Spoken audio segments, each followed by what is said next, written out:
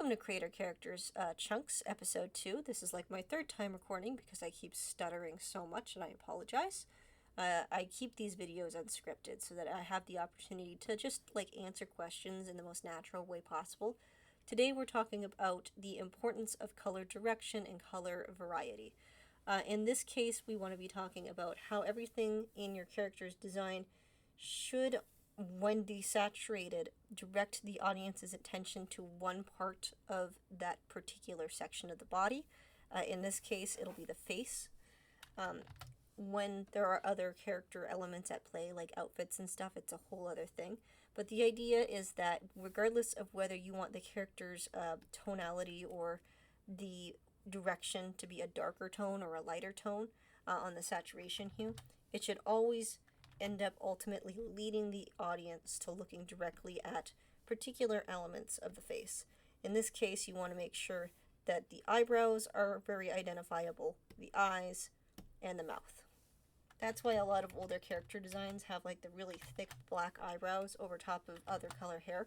It helps the audience identify where they are. So I'm going to quickly draw over this just to kind of have it in a base color. I use blue, and there's a reason for that. I'll talk about that in a minute. We're not looking for the character to be on model. We just want whatever we did for the last episode to be used here. If you're doing it traditionally, I suggest using like printed copies to pick color over it, or like tracing paper or something, so that you don't wreck the original sketch. But if you're doing it digitally, just add new layers. You want one for your line work, and you want one for the colors themselves.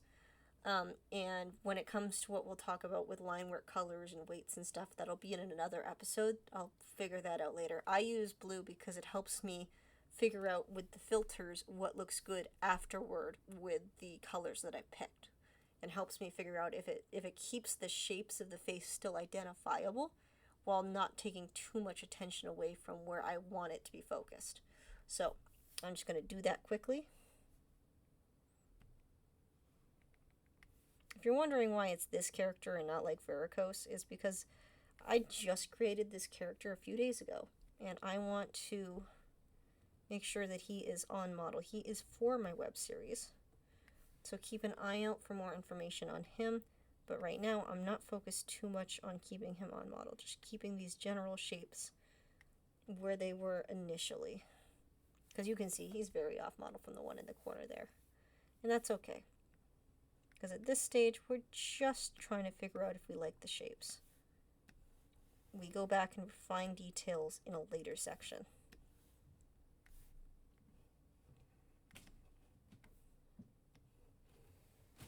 I am doing a little bit of touch-ups on him, but only because it'll help you guys see things a little bit visually more clear.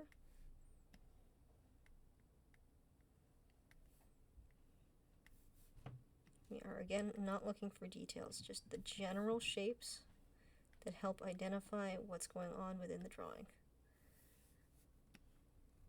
Keeping the sections that are sections visible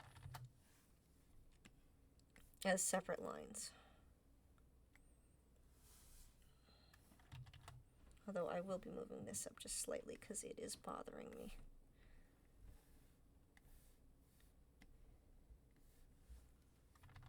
Now I am going to fill in the neck a little bit here, keeping in mind I don't have this general shape for what I want for the final of him. This is just to help me keep things in balance. Alright.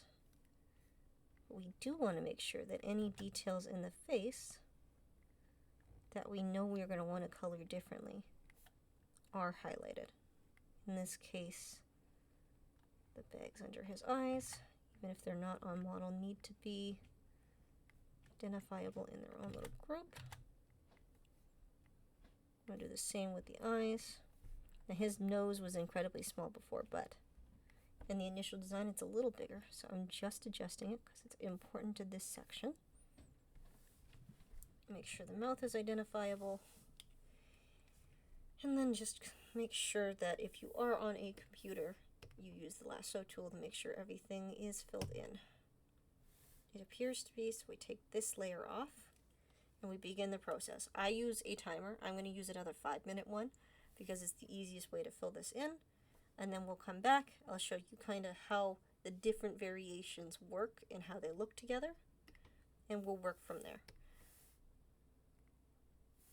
So, select this. Again, I will point out the timer doesn't always play nice with me. It kind of has a tendency to mess with the Photoshop file.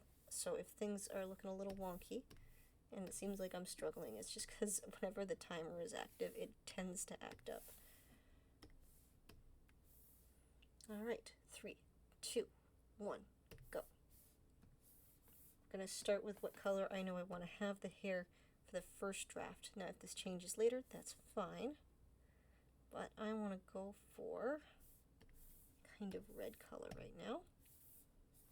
Now we go in, find what color we want for the skin. I think I want to go about there. Loosely outline it.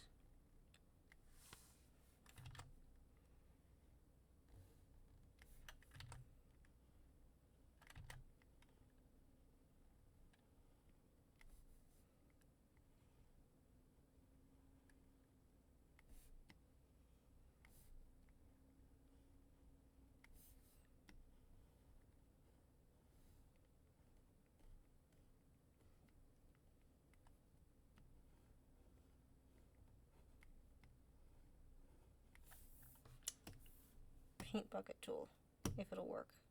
Nope, I missed a spot somewhere clearly.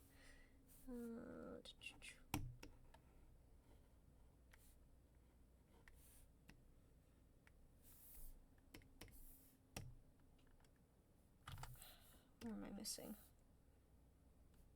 Over here, I think.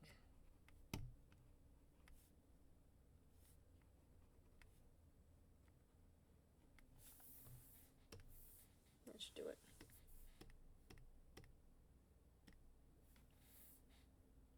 Now, if you need to reset the timer, that's fine. Again, I'm fighting against the clock that thinks that I don't know what I'm doing, so it has a tendency to mess with my tools, but yeah, see, it's already messing with my pen. But we've got the base here.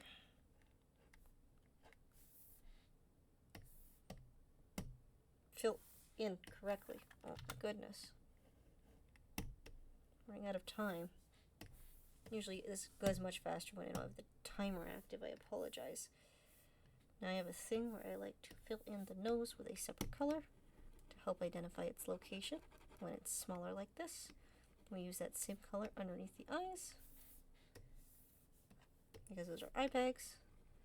I am using the wrong color set.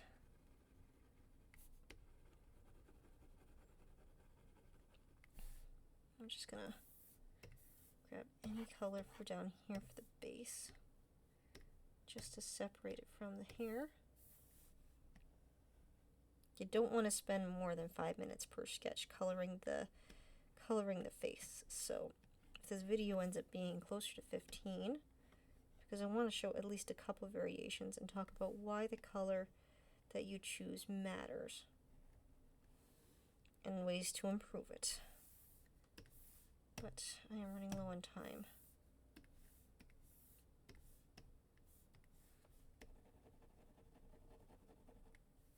Now we grab eye color. Let's go with the purple. Oh my goodness, Adobe. Okay, and there's sketch 1 with 1 minute and 34 seconds to go. So, what do we do now that we have this color? Do we want to check that it's looking good? Yeah, so what I do is I put it into, I had it a second ago. I put it into this. No, this doesn't look pretty. It's just a temporary thing so that it doesn't distract us for what we really want to do. I'm going to go to hue and saturation. I'm going to turn saturation all the way down. Notice how the hair doesn't look like it has a lot of volume to it, but we can identify the facial features. Is this good? It's okay. It's not great. We could add more to it. So, what are we going to do? Well, we're going to take this sketch.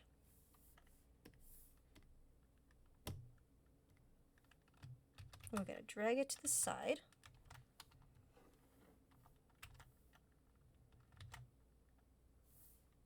if it'll let me.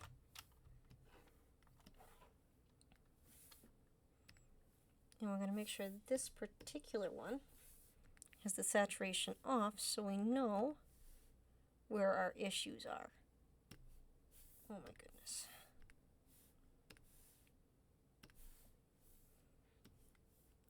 In my opinion, our biggest issue is that these front pieces of hair aren't helping bring attention to the rest of the face. So, what can we do about that? We can add some variety in there. So, different ways we can do that. Put the layer back on. Actually, let's put the facial layer on a darker color for right now. Just so you guys can see better what I'm doing. So, first, grab the base color of whatever we're doing. Reset your timer. We're just going to experiment. Grab the base color, add it here. Now what I want to do is try to add these colors, these new tones in different areas to see how it feels once it's sitting properly. We want everything to be drawn to the face and to the eyes especially. So if we can add a balance of color direction, it'll help do that.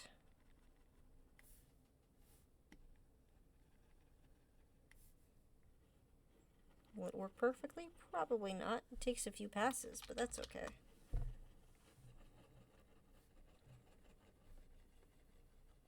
It's important to do this before you add extra details to your character, though. Otherwise, it might not work too well. So, I don't like how the facial color is sitting for these eye bags. Let's adjust them. Let's use an overlay. Actually, I don't like the overlay. Let's go with burn color. Nope. I don't want color dodge. I want... we'll go with multiply for now. Cool. It's not great, but it's okay. Just slightly add that there. We'll leave the beard as is.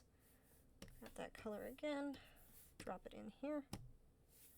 Now, what can we do about this chunk up here? Well, we can make it darker so that it identifies a little bit more clearly. You can probably tell that in the sketch that I have over there, I've highlighted certain sections with different tones. So even the sketch kind of stands out more initially than the version we're working on right now. So what I want to do is help identify what tones work where. This will help the audience identify whether or not this character has a more three-dimensional look to them. We'll grab this tone and we'll use it over here.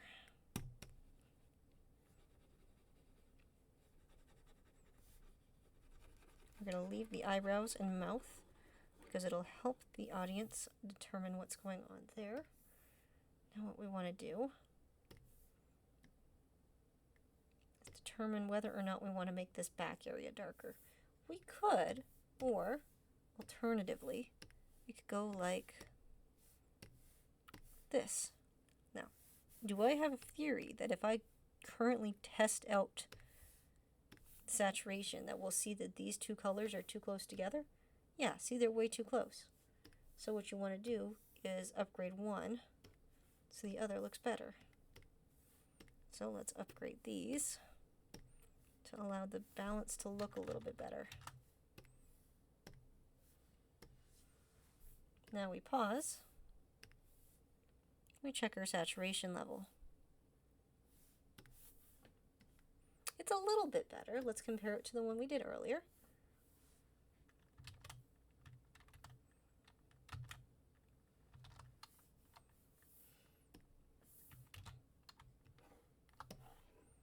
Shapes are a little more identifiable now, but it still feels off, doesn't it? We're not worrying about the shirt. The shirt is only dark so that I can identify the shapes around it. What can we do now that we've seen some growth here? What can we do to add more volume to this character and make him more identifiable? We mess around a little bit more because now you can see the eyes are more identifiable because we can see where the actual colors are landing for those eye bags. So, reset your timer. We're going to continue to work from this variation, and we're going to keep picking away at it. Now is when you start using other colors that you don't work with normally to start blending in more. Because you might like this base brown, but something feels off about it, so you want to keep playing around with it. So what I like to do is just add a bit of overlay to help bring out those shapes a little bit more. I don't think I like how this is sitting. So let's grab this hue here. Let's bump it up. Let's see what happens when we go like this. Seems a little off, right? I'll try your color dodge. I kind of like how this is sitting, but it doesn't feel natural, you know? And if you're doing this with like traditional means, what I would suggest you do is use a watercolor tool to do this, because it can help you further identify what's going on. Let's grab this. There we go. What else can we do? Let's add a secondary lighting effect underneath the face. Are these the colors we'll use permanently? No, probably not. But the point of this right now is just to kind of explore the shapes, see what works, see what doesn't, and see what we need to go back and fix. I'm only taking the things I think will help me right now. So, we've added some color change variation. Time to check. When I pull this over, how does it compare to the others? It's looking much more alive, right? But something is still off. Now, if you had to take a guess between these three versions so far, what do you think the issue is? What I see is that the silhouette is actually looking pretty okay, but even though things are having the right direction to them, you know, we can identify the shapes, we can identify where they're leading the eye a little bit easier now. What I'm thinking is the issue is we could use more variety in that beard. Now, yes, I like the way the beard sits initially, but now that we've done a little bit more tweaking to the actual design, it doesn't feel like it fits anymore, right? So what you want to do at this stage, if it's facial hair, is you want to grab one of the tones that would closest resemble, not the lightest hue, but the second lightest hue in your variation. In this case, it'd be this. And we'll see if this works before we move forward. See how it leaked into the other? That's probably part of what's causing the issue, as it's leaking in to the other section. So, let's try this. See how it feels. Yeah, I like it a little bit more now. I would say that we're ready to get into the line art section, which we will talk about next. So, that concludes this section on character colors and how to balance things out. I'll show in other characters how you can do this in other orders. I prefer to work where the central color is the one that stands out the most. In this case, the skin tone, and everything built around that helps aid in how the characters, how you like view the character and where your eyes go first. So this is our kind of base for that, and in the next episode we'll discuss more on line art and detailing and kind of go over, now that we have our colors, what works best for that and whether or not we want to add more or less details to that sketch now that we know what our palettes are going to be. So thank you. My name is Sketchframe Studio or Inc. I hope you have a Carpe Diem day, and this has been Creator Character Chunks, and I will see you next time.